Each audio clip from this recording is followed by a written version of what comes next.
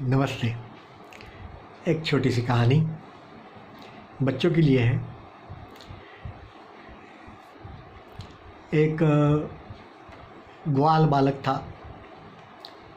भेड़ बकरियां चराने का काम था उसका। तो जंगल में बकरियों को लेकर के जाता था और चरा करके उनको शाम को वापस गांव में ले आता था। लेकिन वो थोड़ा मजाकिया टाइप का ये था, बच्चा था। तो एक बार उसको क्या सूझा, तो वहाँ गया। वैसे गांव से बहुत दूर नहीं था, तो भेड़ बकरियां चरने के लिए छोड़ दी और बैठा था। और ये कुछ विचार उसको मन में आया होगा,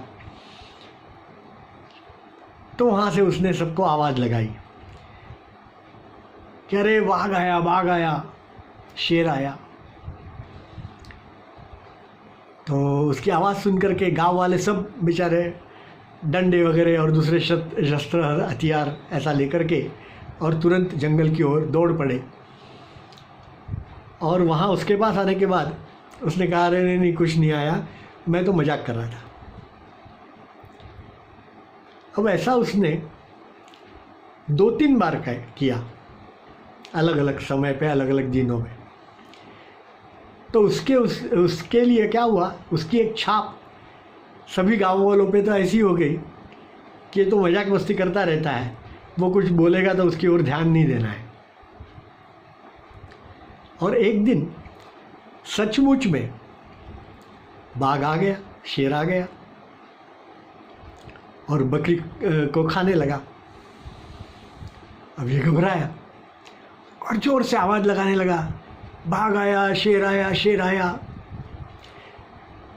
सभी गांव वालों ने सुना, लेकिन कोई भी उसकी मदद करने के लिए वहाँ पे नहीं गया, क्योंकि सभी लोग यही सोच रहे थे कि वो तो मजाक कर रहा है। और उसके अंदर उसकी 4-5 बकरियां वो शेर आकर के खा गया। तो बच्चों, इससे हमें बोध क्या लेना है? मॉरल ऑफ द स्टोरी कि हर बार हर चीज़ में मजाक नहीं करनी चाहिए। यदि आप मजाक करते रहोगे तो फिर आपके ऊपर कौन विश्वास करेगा?